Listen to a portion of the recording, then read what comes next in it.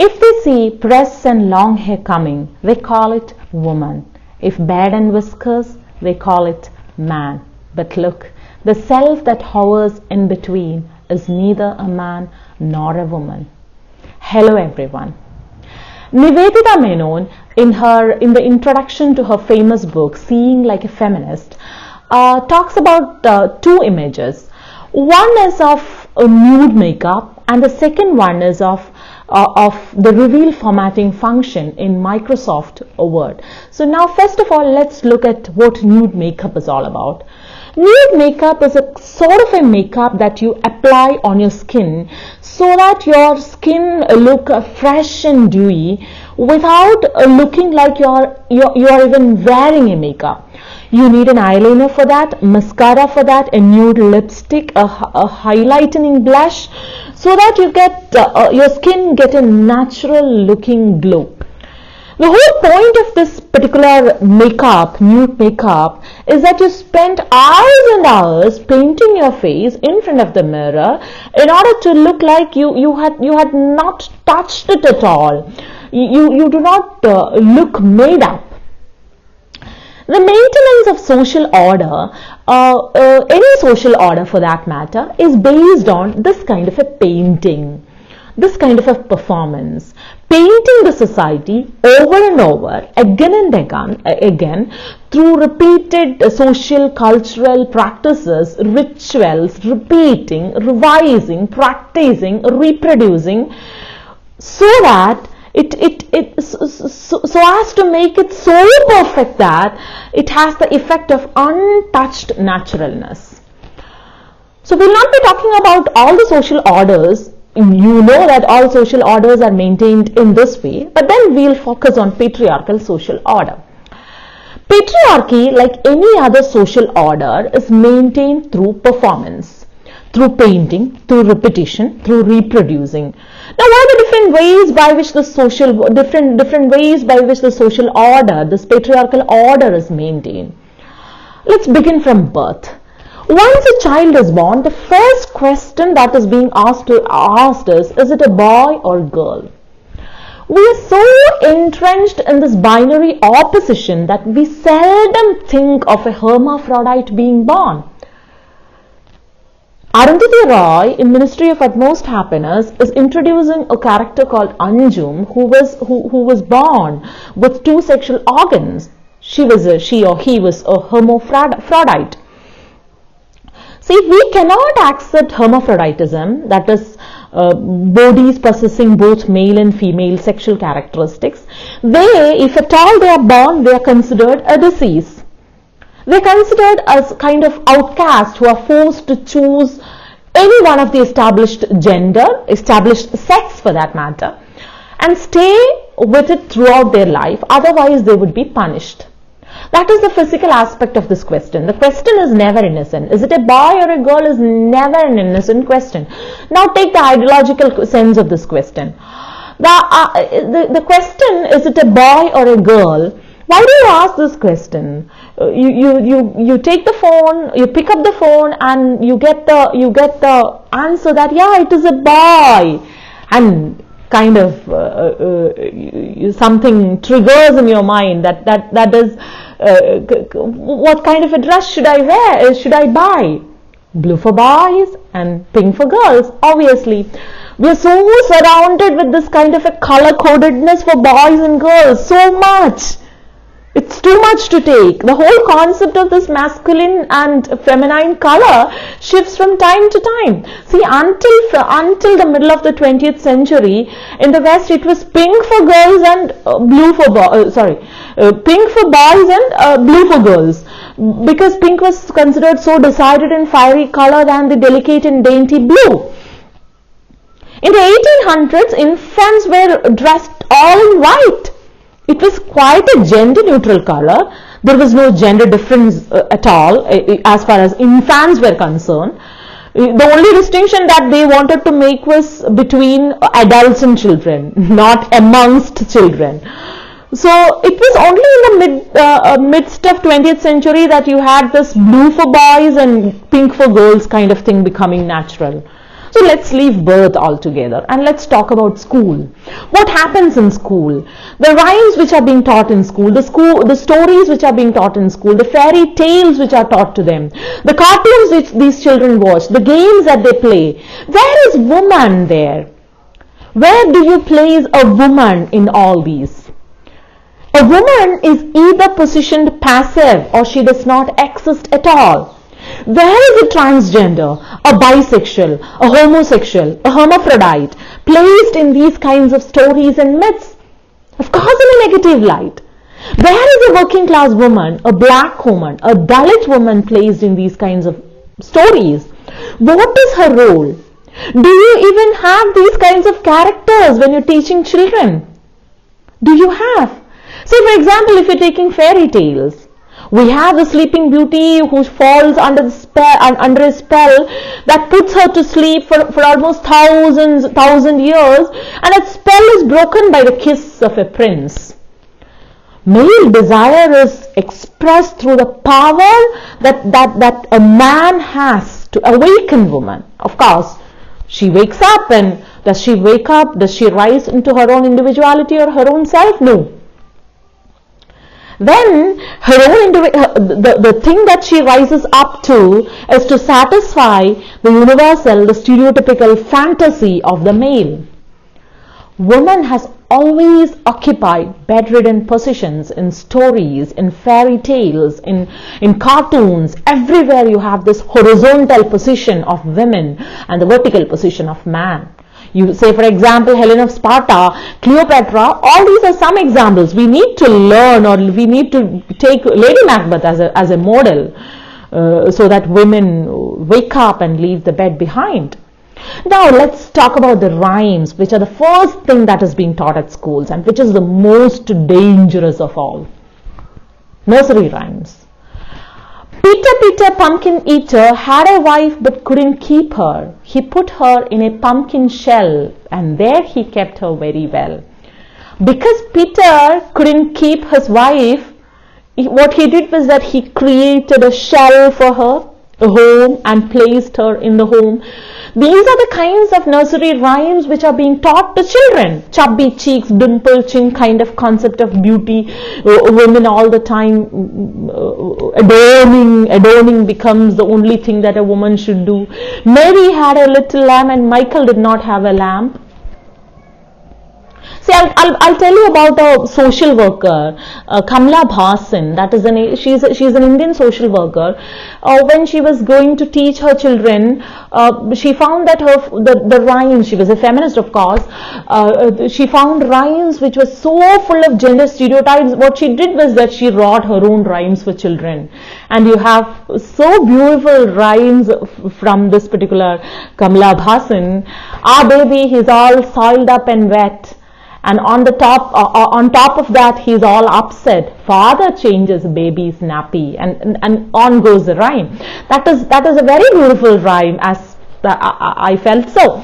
So everywhere in these stories, in these cartoons, in these games, in the tales that are being told, everywhere in the rhymes, everywhere, woman is either passive or does not exist at all.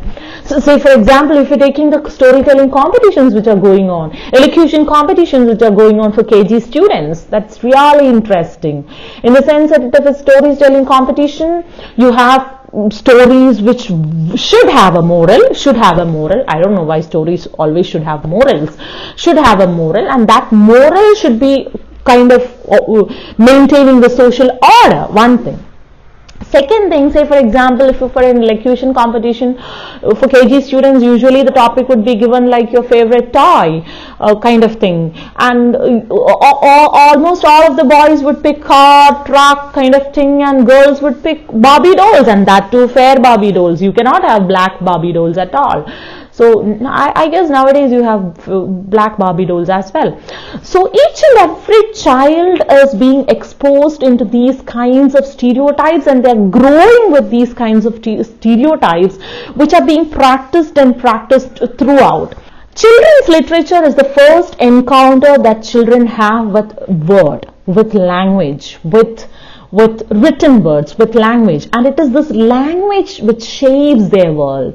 And learning a language does not mean that you're picking words and forgetting everything else. No, you are just taking up a whole culture through language. And children learn to speak language. With that, they are picking up the culture as well. So these stories, these cartoons, these games, these toys that we buy children are sort of ideological tools by which children are interpolated into set roles, into codes. See, we do not have much of models for children to emulate. We do no role models are given so that children think otherwise.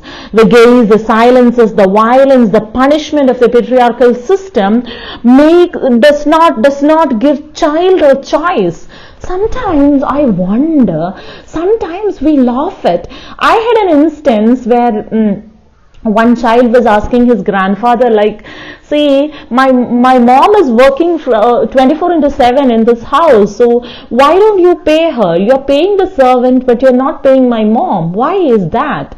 The question was very relevant. I thought so. The question was very relevant. He was asking, the child is the father of man, right?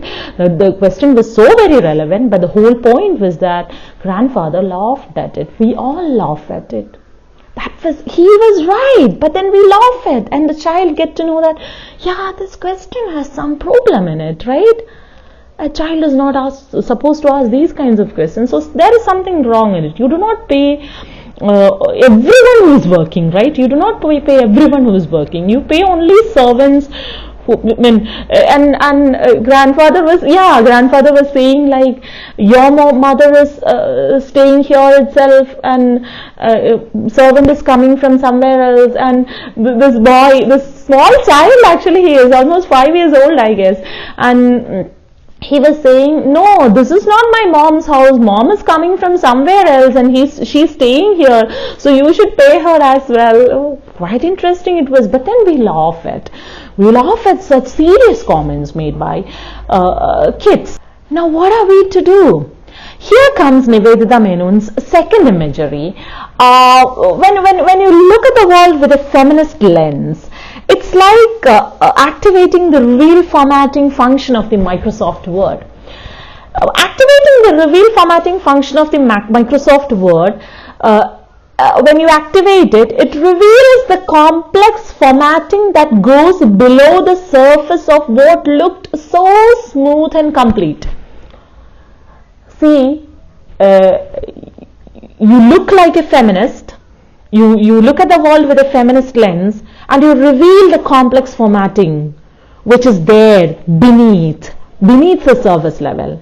It's like the water imagery, the river imagery, which is used by most of the women writers. You're so calm and cool outside. On the surface level, you never know. It's so cool, it's so calm that you never know the fathoms they abide. Of course, Emily Dickinson. You never know the whirlpools. You never realize the oxygenless pathways, the suffocation inside, which the river has actually learned to balance all these oxygenless pathways, the suffocation, the whirlpools, etc., and has learned to remain indifferent. So seeing like a feminist means you take a dive into the river. You plunge into the river, which produces ripples enough to upset the whole status quo, upset the whole structure, the performance, the binaries. It reveals to the whole world the formatting that is underneath. And being a feminist, you can do another thing. You can carry a camera with you to capture all the ripples. You can lay bare to the world the complexity that you witness inside.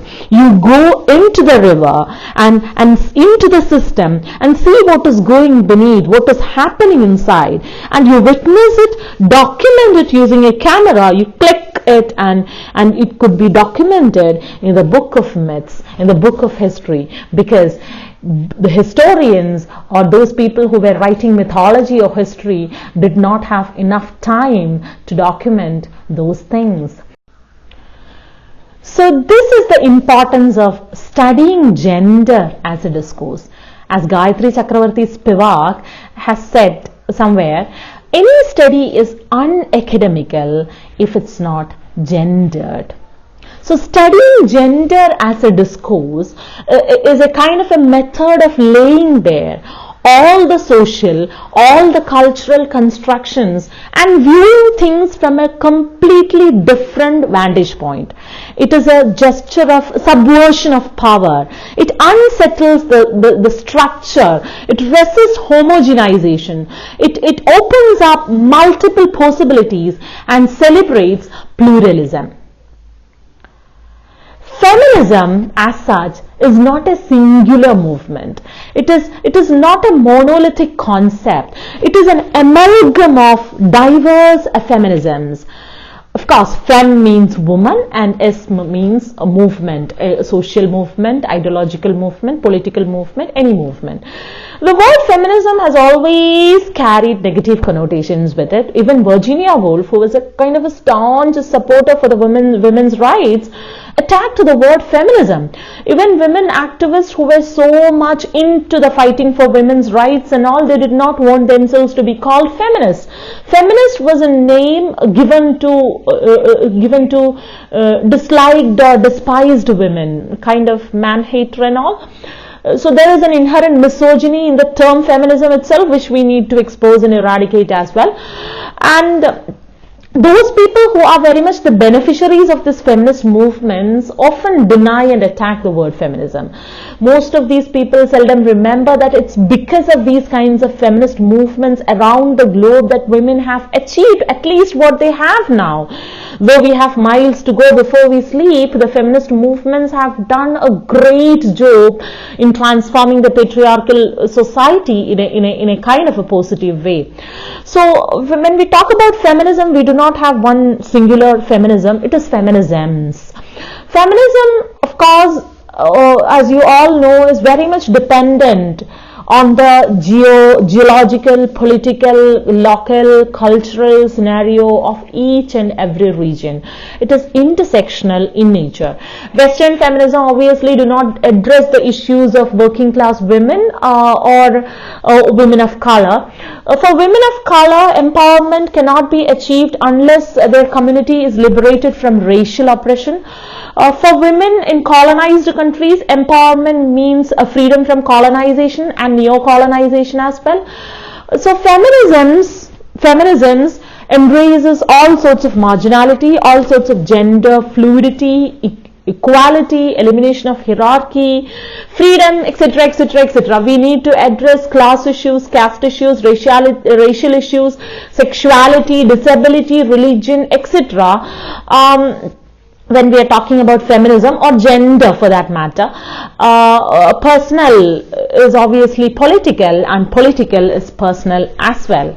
We'll talk about all those things in the coming videos. There are lots and lots of things I did not touch upon. Obviously that happens. Okay, thank you.